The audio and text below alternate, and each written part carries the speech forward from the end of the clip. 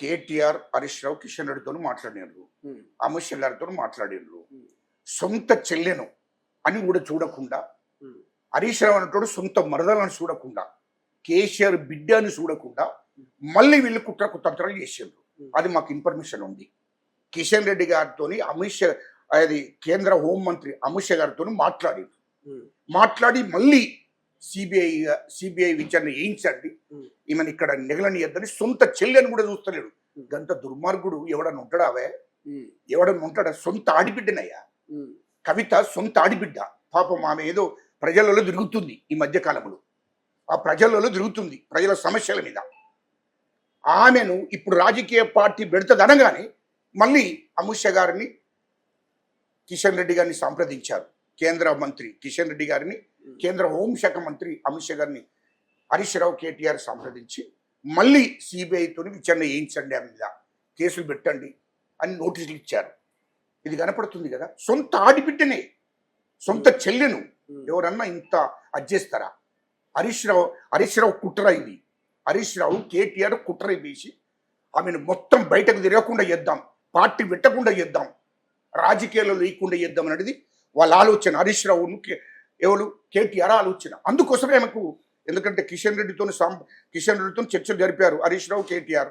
అటు కేంద్ర హోంమంత్రి అమిత్ షా గారితో చర్చలు జరిపారు.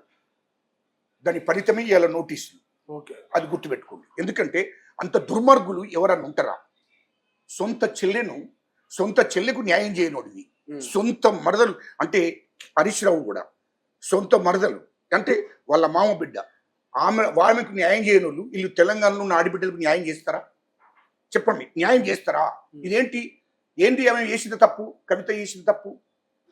కవిత, నాకు వాటా, నేను మీ బిడ్డనే కదా, నాకు వచ్చేది నాకు ఇవ్వండి, కుటుంబంలో ఇద్దరం పుట్టాము, నాకు సంబంధించి నాకు ఇవ్వండి అన్నందుకు ఆమె మీద కక్ష సాధింపు ధోరణితో కేటీఆర్ ఎట్టి పరిస్థితుల్లో నీకు ఇచ్చే ప్రసక్తి లేదని చెప్పి, అంటే రాష్ట్రాన్ని దోసుకున్న 3 లక్షల కోట్లు నేనే తింటా అనే ఆలోచనతో కేటీఆర్. హరీష్ రావు ఏంది, హరీష్ రావు ఏమైనా తక్కువ కాదు కదా, సింగపూర్లో 25,000 కోట్లతో కంపెనీ పెట్టుకున్నాడు, ఇంక 25,000 కోట్లు ఉన్నాయి. మొత్తం హైదరాబాద్ చుట్టూ దాదాపు 30,000 ఎకరాల 10,000 ఎకరాల దాదాపు 5,000 నుంచి 10,000 ఎకరాల భూమి ఆయన బినాం పేర్ల మీద ఉన్నది. అవన్నీ బయటకు వస్తాయి. బయటకు రాకుండా ఉండాలంటే మమ్మల్ని విమర్శిస్తుంది కవిత, కాబట్టి ఈమెనే లోపటేస్తే అయిపోతుంది కదా, ఈమెనే మళ్ళీ సిబిఐతో కేసులు పెట్టిస్తే అయిపోతుంది కదా అనే ఆలోచన వీళ్ళు చేసారు. ఇంత దుర్మార్గ పనులు ఇక్కడ నన్ను ఉంటాయా? రైట్. సో ఈ గ్యాస్కు సంబంధించి ఏం మాట్లాడుతున్నారు? వైపు ఇరాన్, ఇజ్రాయెల్ యుద్ధం జరుగుతూ ఉంటే, సో భారత ప్రధాని మాత్రము 6 నెలలకు సరిపడా నిల్వలు ఉన్నాయి, గ్యాస్ కొరత లేదు, మీరు ఎక్కడ కూడా టెన్షన్ పడవద్దు అని చెప్పేసి చెప్తా ఉన్నారు. కానీ కమర్షియల్ గ్యాస్, హోటళ్ళు, ఏదైతే హాస్టల్స్, ఇవన్నీ కూడా బంద్ అయినటువంటి పరిస్థితి మనకు కనిపిస్తుంది. సో ఈ గ్యాస్ మీద ఏం కామెంట్ చేస్తారు? గ్యాస్ అనేది ఇది దేశ సమస్య. మనకు ఆల్రెడీ రష్యాతోని సత్సంబంధాలు ఉన్నాయి, తర్వాత ఇతర దేశాలతో కూడా సత్సంబంధాలు ఉన్నాయి.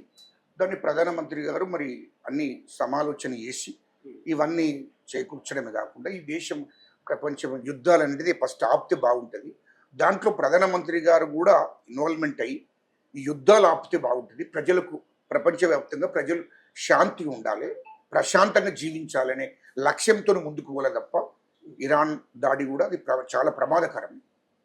ఇలా అమెరికా, ఇజ్రాయేల్ కానీ, తర్వాత ఇరాన్ కానీ, ఇక్కడ దుబాయ్ కానీ, ఇక్కడ ఉన్నటువంటి ఇతర దేశాలు ఏ దేశమైనా ప్రశాంతంగా ఉంటే బాగుంటుంది, ఆ దేశంలో ఉన్న ప్రజలందరూ కూడా ప్రశాంతంగా ఉంటే బాగుంటుంది.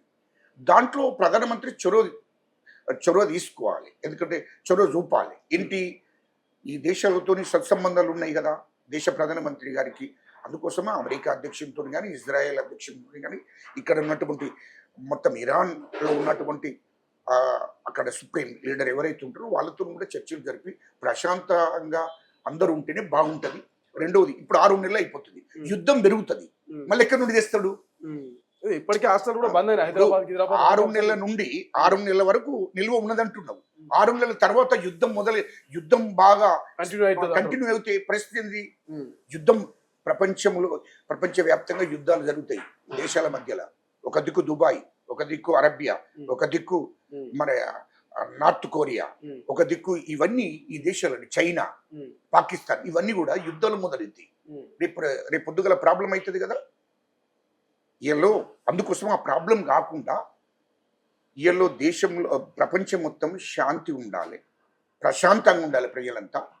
దానికోసం ప్రధానమంత్రి గారు ఇక్కడ దాంతో కాదు, ఈ 6 నెలల కోసం కాదు, ఫ్యూచర్లో ఏం జరగబోతుంది ఫ్యూచర్ని ఆలోచించాలి. ఇప్పుడు 6 నెలలు అంటే చూస్తుండే వరకు అయిపోతుంది, ఆగస్టు సెప్టెంబర్ అంతా కథమేనే 6 నెలలు. అందుకోసమే ఈ ప్రపంచంలో ఉన్నటువంటి అందరు అధ్యక్షులతో కూడా ఈయన మొత్తం దేశాలన్నీ తిరిగి వచ్చింది కదా.